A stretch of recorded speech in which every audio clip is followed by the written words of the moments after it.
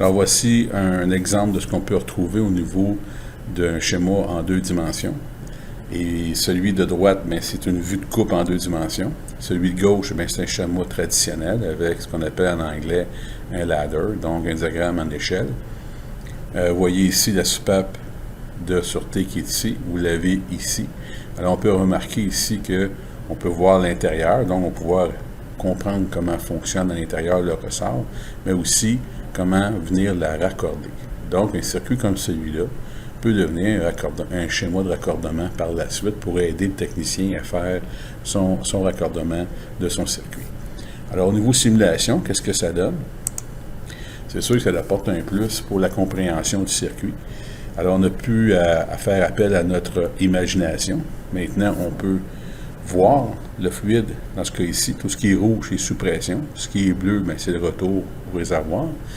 Même chose de l'autre côté. Ici, vous avez un avantage avec la vue de coupe. On peut voir maintenant qu'on a une pompe à engrenage, ce qui n'est pas le cas de ce côté-ci.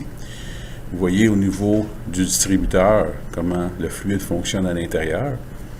Maintenant, vous voyez aussi le vérin avec ses joints ici. Donc, vous avez des joints ici aussi, donc statique et dynamique. Si on appuie sur le bouton Start,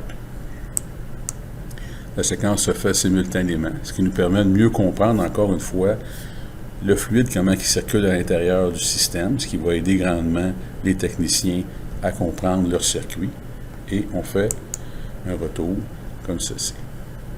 Alors, on peut s'amuser beaucoup avec ce type de circuit-là. Et aussi, on peut insérer des pannes afin de simuler justement les pannes qu'on retrouve sur un circuit et qu'on voudrait valider avant de procéder à un démontage d'un composant. Tandis que sur ce circuit, on a une vue d'ensemble de l'unité. Alors, vous voyez ici que c'est beaucoup plus réel au niveau de ce qu'un opérateur va voir ou un technicien avec les symboles, la soupape, etc.